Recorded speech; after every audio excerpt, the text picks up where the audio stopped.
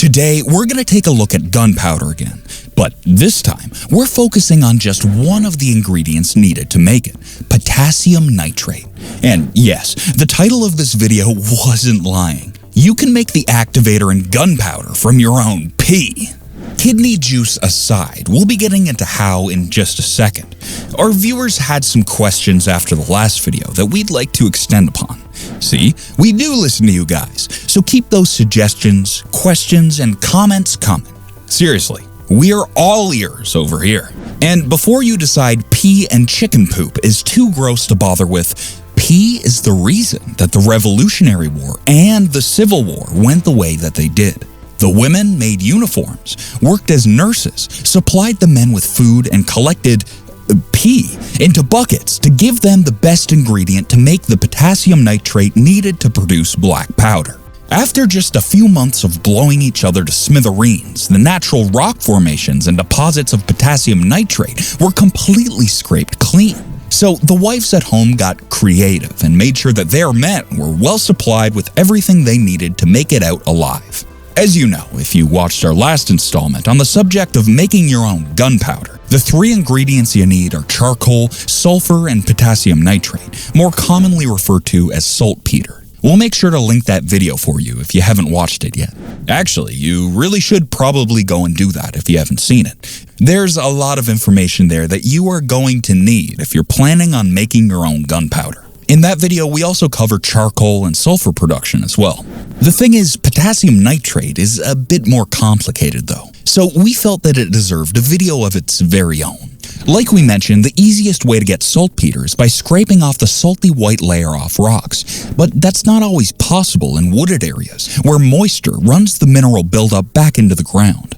Even if you live in the Arizona desert, where there's plenty of the stuff around, it won't be long until you've depleted what's immediately available, and you're gonna have to start producing it yourself.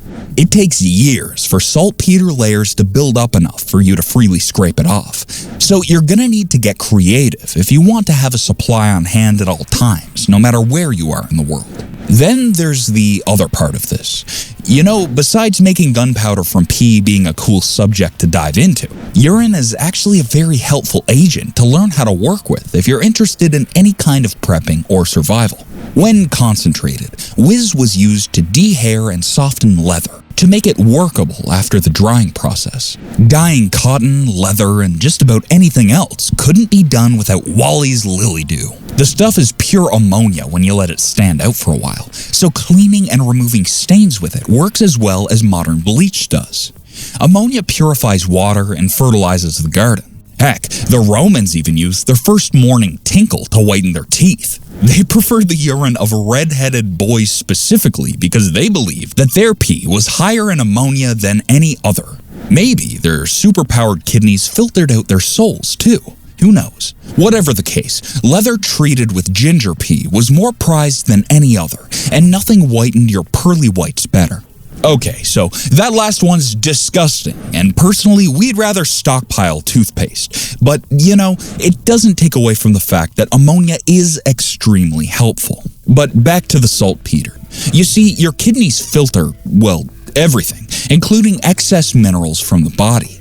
And that's basically what potassium nitrate is, just a concentrated collection of minerals that leaches out of rock and collects on the surface as a fine salty powder. That's also what makes most groundwater brackish, too many minerals in the rock beneath the ground that seeps into the water source. So what you want to do is get those minerals out of the Pikachu juice. There are plenty of ways to do it, but we're going to suggest the most cost-effective and less labor-intensive ways to do it, even if it takes a little longer. So how do you do that exactly? Let's have a look, shall we? It's a common misconception that the morning pee is the most concentrated R. Kelly fountain you can use. Your kidneys don't work harder at night. They never stop filtering gunk from the body. So get yourself a bucket and start collecting. No matter what time, you end up needing to empty the dragon. Or the dragonette. Let's not forget the ladies now. Fill whatever container you have to the brim. Since this is a rather unpleasant business to undertake, we'd still advise going big and fill up one hell of a drum so that you only have to do it once a year. It shouldn't take that long to fill it. Pee is quite literally always available as long as you're alive. Then you just close that baby up and put it somewhere out of direct sunlight where you can forget about it. For about 8 months, that is. The only real considerations to take into account here is that it's sealed properly and away from direct heat. Leaving it open is going to cause every bug and grub in the 10-mile radius to swarm to it. Also, just the stink alone requires that you keep it well away from your house. Now, there's a whole lot of chemistry that would probably take more than an hour to explain, but essentially all of those minerals inside the urine concentrates, and with a slightly adjusted method, you could make pure ammonia this way too. If you want us to cover all the nitty-gritty about turning urine into ammonia, how to work leather with it, and even how to purify water, make sure you drop a comment down below and we'll get right on it. We just gotta know what you guys want, you know? And while you're at it, why not leave a like and don't forget to subscribe too. Every single little bit of engagement helps our team immensely. And now, back to that bucket full of foaming pee that you've been cooking behind the shed. After about 7 to 8 months, the color, smell, everything about it has changed. The collection of minerals have now concentrated to such a degree that you can now separate it from the liquid using only the power of the sun. Pour it out into shallow bowls. You're going to need plenty of containers for this step. No matter what size or shape your containers are, you can only throw about 1 inch of Slurpee into each. Put it out in the open where the sun can reach it and walk away for a few days. Now, back in the old days, the bowls were usually put up on the roof to get the most amount of sun possible. The sun's going to evaporate all of the liquid and leave behind a layer of powdery white stuff behind. At most, this will take several days until there isn't a drop of liquid left in those bowls. Now, that inconspicuous white powder that's left over isn't what Pablo Escobar was known for. Rather, it's pure potassium nitrate. Just scrape it out and collect it all in a tin or whatever you plan on putting it in for long-term storage. A 5-gallon bucket of pee will give you about 15 grams of pure potassium nitrate. Now, that might not sound like a lot, but just remember, there literally isn't a limit on how much pee you can collect. You just need containers and time. The product needed to make it is endless. Word of advice, the containers are going to reek when you're done. So set them aside just for the use of making saltpeter, or throw the lot away when you're done.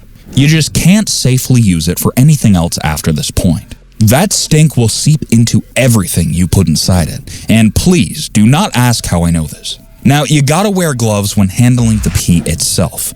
Even the smallest bug bite on your hand is an open wound, and a splash of this stuff on it is asking for a pus-filled gangrenous infection. Ugh, just wear gloves, man. Now, on the contrast, the potassium nitrate at the end is perfectly harmless.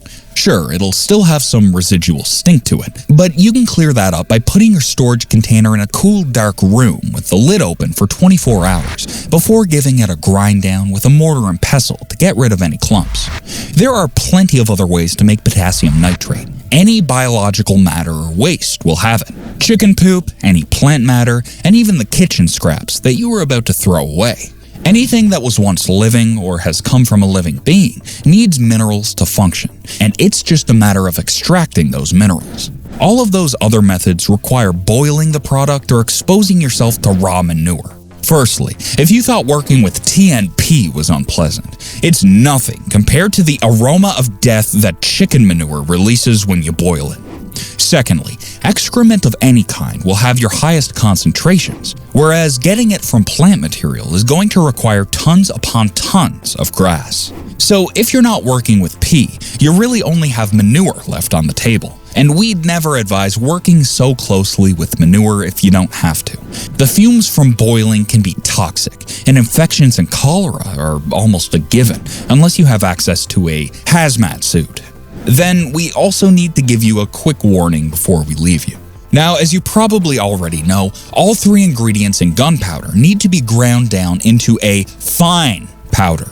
Please do not try to save yourself time by combining all 3 ingredients before giving it that final grind. Guys, just the heat produced from your pestle and mortar is enough to ignite the powder under the right conditions. Grind each ingredient separately before weighing them down and combining it into your final product. It should also go without mentioning that if a mortar and pestle can get hot enough, then an electric blender certainly will too. You gotta stick to the basics and avoid electrical appliances when producing or storing your gunpowder. If you remember anything, please remember that. And finally, our very last takeaway. There are ways to pack the urine with straw to dampen the stink throughout the months. Straw is great at doing this, don't get us wrong. But after a few months, the straw is going to disintegrate and leave behind bits of biological material that can't be avoided. Personally, we'd prefer that all of the ingredients be as pure as possible. Just a crumb of clumpy material inside the muzzle of a rifle will take longer to burn. If it takes its time smoldering inside, it can cause the metal to heat up and explode right in front of your face. Even if the likelihood of this happening is slight, we'd rather just avoid it, as we're sure that every firearm enthusiast will agree that safety always comes first. So tell us, how did you produce your saltpeter? And what did you make it for? The garden? Cleaning? Or like us, did you add it to your stock of black powder? Even if you haven't yet, there's no harm in knowing how to do it. When shit hits the fan, it's the knowledge in your noggin and the stash in your bladder that's going to save your skin out there when things get rough. And before we go, we promise you, any pee will do. There will be no need to find a ginger to supply you with the right kind of pee. Until next time, this is Threat to Survival. Prepare today.